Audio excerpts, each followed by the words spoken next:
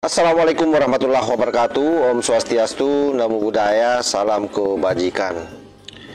Yang namanya kebohongan itu semakin disembunyikan, semakin dia memperlihatkan dirinya.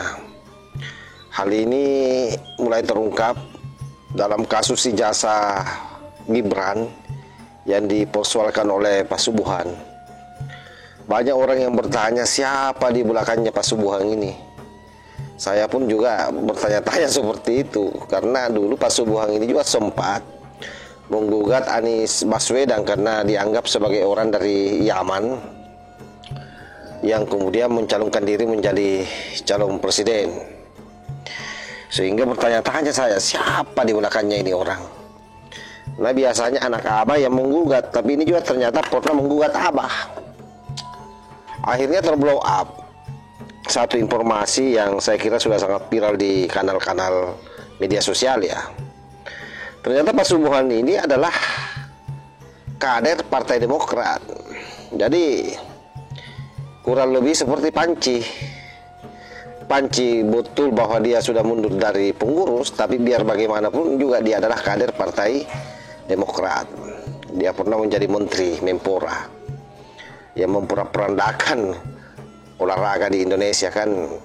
Panci itu di masanya sampai ada bahasa sebagai Dewa Panci, itu efek dari jabatannya juga itu sebagai Menpora waktu itu.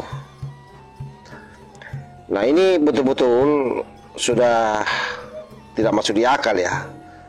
Kenapa? Karena kalau benar di belakangnya ini semua adalah AHY sebagai orang yang menjadi ketua di Partai Demokrat, sungguh luar biasa memang yang namanya politik. Jadi kadang-kadang tidak disangka padahal dia ini adalah salah satu partai pengusung. Jadi Gibran ini adalah orang yang diusung bersama dengan Pak Prabowo oleh salah satunya itu Partai Demokrat.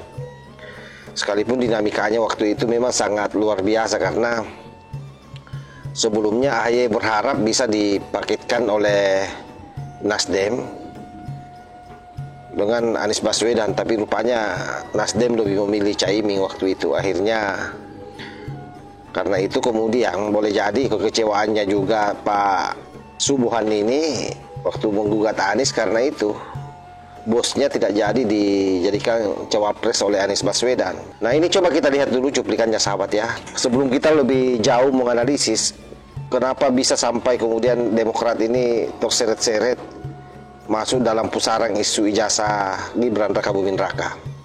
Pada saat Subuhan bersama AHY, apakah dibalik Subuhan yang gugat Gibran 125 triliun? Jadi ini judulnya berita seperti itu. Inilah wapres termahal di dunia, ijazahnya saja nilainya 125 triliun rupiah, Bray, begitu katanya ya. Nah, Pak Subat, kira-kira Anda yakin nggak bahwa ini akan menang gugatan Anda? Begini, saya punya sapasi muda, persentasenya 99% harus menang. Anda mengikuti nilai angka sampai triliunan itu. Nah, itu saya jelaskan supaya tidak lihat. Karena yang rugi itu negara.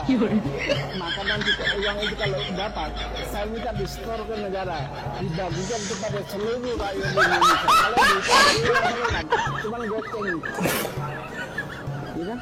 Jadi 280 juta dibagi 125 triliun, berapa dapatnya? 5.000. Jadi jangan itu relasinya begitu, karena yang dirugikan ini negara.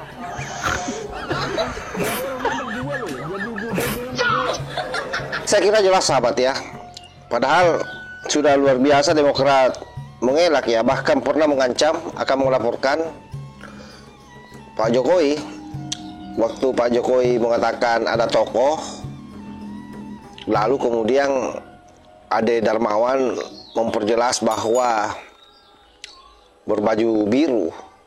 Seketika orang-orang Demokrat tersinggung dan merasa dituding.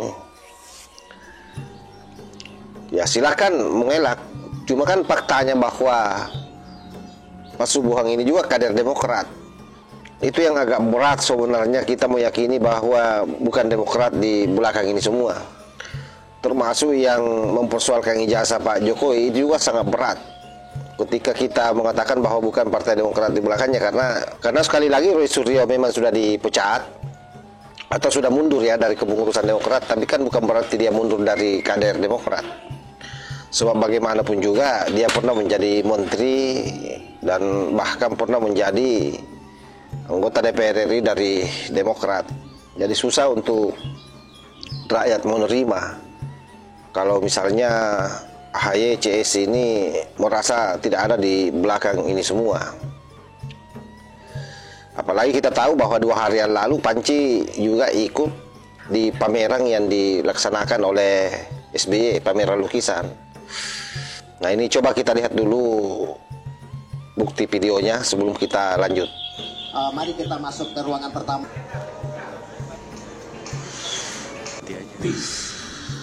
Kita ingin di atas kanvas yang telah kami sediakan dan tentunya di awal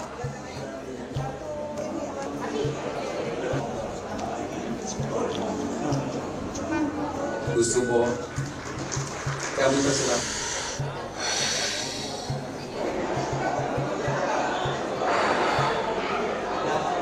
Bukti videonya sebelum kita lanjut. Kami sediakan dan tentunya diawali oleh ke posisi dekat kanvas karena bapaknya. Wah, itu dia.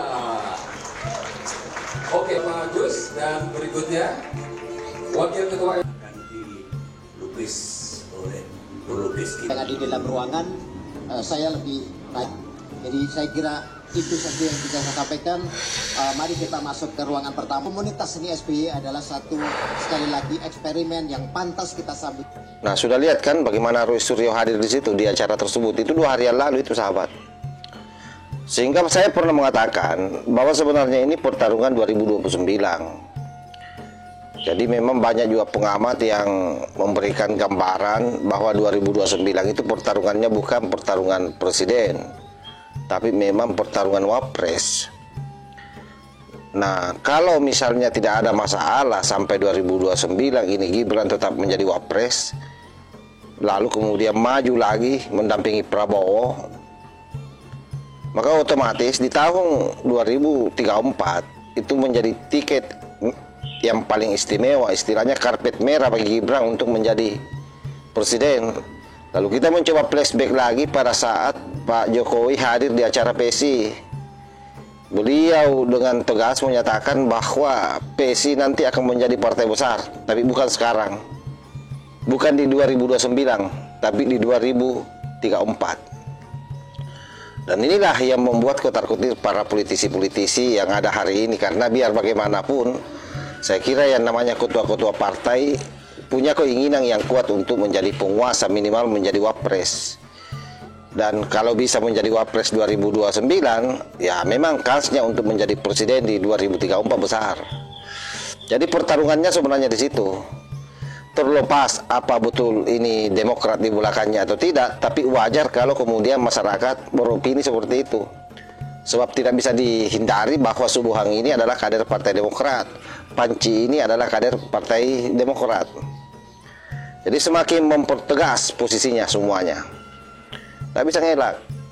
Ya, kalaupun ngelak itu haknya, tapi jangan juga dilarang masyarakat beropini seperti itu. Karena ada hal-hal yang satu sama lain terkait. Dan itulah yang terjadi, sahabat. Malah ada yang mengatakan bahwa wapres termahal adalah Gibran karena 125 triliun. Bayangkan ini gugatannya Pak Subuhang ini luar biasa. Dan kalau menang katanya karena dia yakin 999% menang, ya kemenangannya itu akan dia bagikan ke seluruh rakyat Indonesia termasuk dirinya. Jadi 5.000 per orang yang akan didapat oleh rakyat Indonesia. Ini kan konyol sebenarnya ini.